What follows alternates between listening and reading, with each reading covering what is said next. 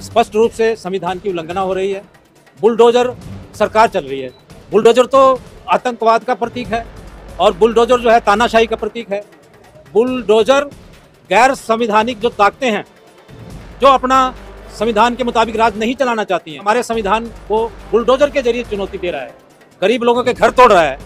बड़ी मेहनत से एक छोटी सी झोंपड़ी कोई बनाता है, एक छोटा सा कोई घर बनाता है, उसको बुलडोजर भेजकर उसके घर को तोड़वा दो, उसके बच्चे कहाँ जाएंगे?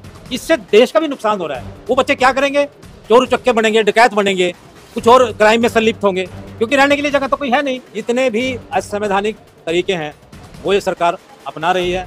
हालांकि आदरणीय मोदी जी तो संविधान को चूमते भी हैं, माथे को भी लगाते हैं, लेकिन धरातल पर सारी की सारी असंवैधानिक बातें इस संस्था द्वारा, राष्ट्रीय स्वयंसेवक संघ द्वारा बातें की जा रही हैं।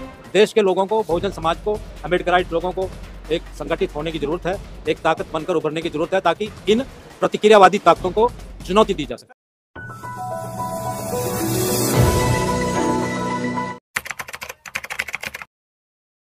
वर्तमान में जो आज के परिदृश्य में जो ये भारतीय बहुजन अलायंस का जो उद्घोषणा हुई है, इसमें समाज के काफ़ी प्रतिष्ठित नेता जो पहले समाज का सफलतापूर्वक नेतृत्व कर चुके हैं शामिल हुए हैं, और उनका जो उद्देश्य है बड़ा स्पष्ट है, बड़ा क्लियर है।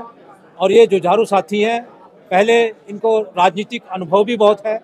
तो इस समय आज जो वर्तमान में जो बीबीए की जो घोषणा हुई है, मुझे पूरी उम्मीद है कि भविष्य में इस भारतीय बहुजन अलायंस की जो सफलता है वो दिन दूनी रात चौगुनी तरक्की करेगी। और जो कैडर कैंप की एक हमारे साथी ने प्रश्न पूछा था, ये हमारा उद्देश्य है कि कैडर कैंप्स के जरिए और कैडराइज बच्चों को तैयार करके, युवाओं को तैयार करके इस बहुजन अलायंस को, भारतीय बहुजन अलायंस को हम कामयाब करेंगे, इसको सुदृढ़ करेंगे। और जैसा कि हमारे राष्ट्रीय अध्यक्ष माननीय एडवोकेट डॉक्टर सुरेश माने जी, राष्ट्रीय अध्यक्ष बहुजन रिपब्लिकन सोशलिस्ट पार्टी, जिसका कि मैं वाइस प्रेसिडेंट हूँ और उत्तरी भारत का प्रभारी हूँ, उन्होंने कहा है कि राज्य स्तर पर जो पार्टियाँ, राजनीतिक पार्टियाँ जो काम कर रही हैं, जब वो अपने अपने कैडर कैंप लगाकर अपने अपने संगठन के माध्यम से राज्य स्तर पर मजबूत होंगी, तो धीरे धीरे हम राष्ट्र स्तर पर भी मजबूत होते चले जाएंगे। और एक जिसको कहते हैं कि फोर्स टू रेकन विद, एक शक्ति बनकर हम उभरेंगे। सभी लोग एक साथ चलकर एक शक्ति बनकर इस देश में उभरेंगे। और जिस तरह के माने साहब ने कहा और माननीय स्वामी प्रसाद मौर्य जी ने कहा कि दो ही लड़ाई है इस देश के अंदर, एक तो है मनुवाद और दूसरा है अम्बेडकरवाद।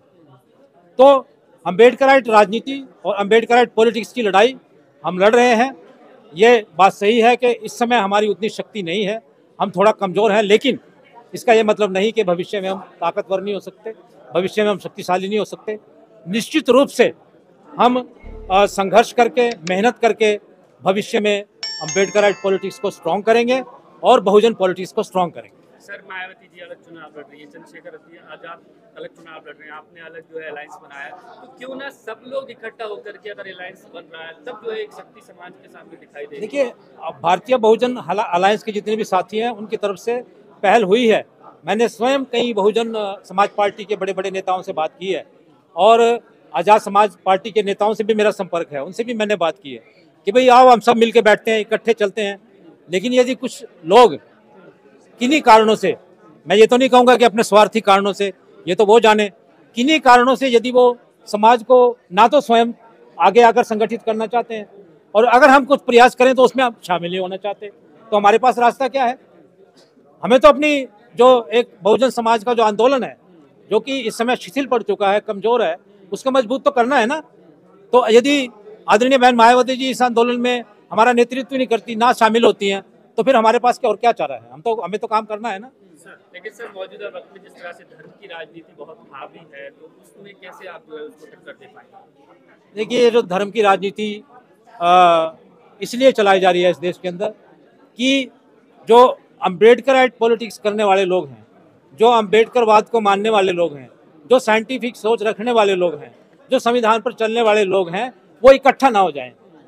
इसलिए क्योंकि अभी भी हमारे देश के अंदर 35% से ज़्यादा पॉपुलेशन अनपढ़ है और वो ज़्यादातर हमारे बहुजन समाज की पॉपुलेशन है, उनको 35% लोगों को बड़े आसानी से धर्म के नाम पर, पाखंड के नाम पर, मंदिरों के नाम पर बरगलाया जा सकता है।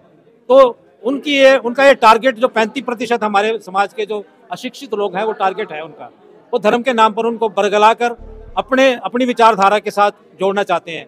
थोड़ा बहुत कोई बेनिफिट दे दिया, कोई नौकरी लगवा दी किसी के बच्चे की, किसी को छोटा मोटा बिजनेस दे दिया, तो अपने साथ लगाकर हमारे जो, जैसा कि कहा गया है कि 90% जो हमारा बहुजन समाज है उसको विभाजित करने की धर्म के नाम पर ये बहुत ही बड़ी साजिश है। सर कैसे देखते हैं जो और बाकी पार्टियां संविधान बचाने की बात कर रही हैं, बहुजन उनके साथ दिख रहा है ज्यादातर? नहीं, संविधान बचाने की जो पार्टियां जो भी बात कर रही हैं, हमें तो खुशी है। कोई भी राजनीतिक पार्टी जो संविधान बचाने की बात करती है, हमें खुशी है, वो हमारे साथ है या हमें साथ ले, साथ चलकर सब मिलकर राजनीति करें, समाज को सुगठित करें, संगठित करें, हमें तो खुशी है इस बात की। ऐसा है कि संपूर्ण समाज ना तो किसी नेता के साथ होता है, ना किसी राजनीतिक पार्टी के साथ होता है, और जो एक फ्लोटिंग वोटर होता है, जो अनडिसाइडेड वोटर होता है, यदि उसको हम एक स्पष्ट, ईमानदार बहुजन राजनीति का, अम्बेडकराइट पॉलिटिक्स का रास्ता दिखाएं, अपनी ईमानदारी के बल पर उनसे संवाद स्थापित करने की कोशिश करें, तो निश्चित रूप से वो हमारे संवाद को समझेंगे और सुनेंगे।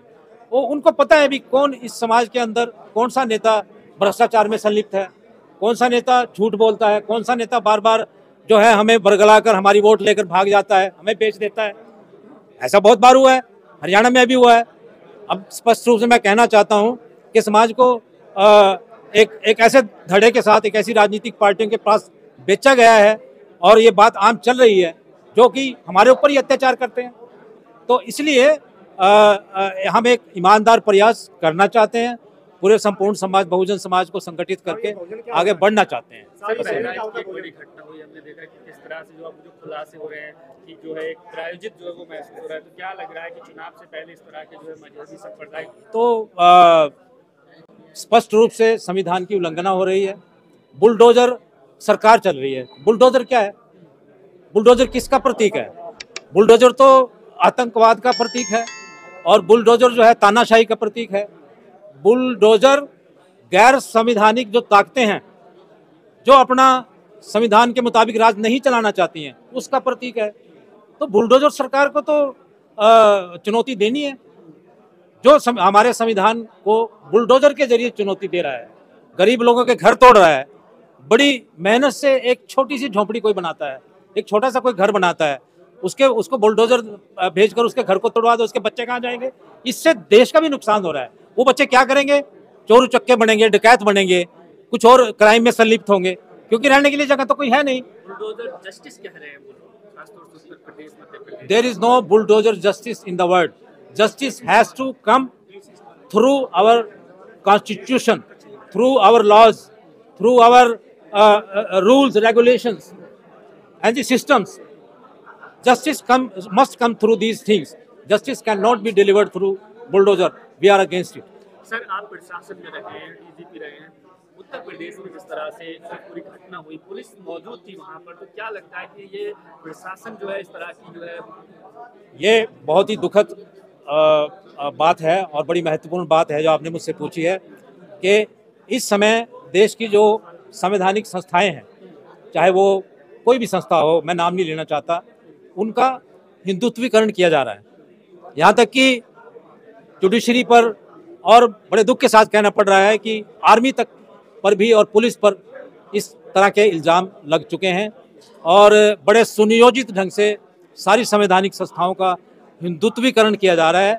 चुन चुन कर जो कट्टर हिंदुत्ववादी लोग हैं, बड़े बड़े पदों पर, महत्वपूर्ण संवैधानिक पदों पर बिठाए जा रहे हैं, और वे पूरे के पूरे सिस्टम को हिंदुत्व की तरफ मोड़ने का कोशिश करते हैं। जेएनयू का उदाहरण आपके सामने है, किस प्रकार जेएनयू को, जो एक लेफ्टिस्ट एक ऑर्गेनाइजेशन कही जा सकती थी, जहां पर गरीब बच्चों के लिए एक उभरने का मौका था, पीएचडी और बड़े बड़े दूसरे कोर्सेज करने का मौका था, उसको भी एक पूरा एक सुनियोजित तरीके से हिंदुत्वकरण किया जा चुका है, हिंदुत्ववाद की तरफ मोड़ा जा चुका है। कई वहाँ के महत्वपूर्ण लीडर, युवा लीडर, उमर खालिद पिछले 4 साल से जेल में है? तो उसके मानवाधिकारों का क्या? वो जेल से बाहर क्यों नहीं आ पा रहा है? सर, एक अखबार ने स्टिंग ऑपरेशन किया और उसमें 2 लड़के कह रहे हैं कि पुलिस ने 2 घंटे की अनुमति दी थी हमें।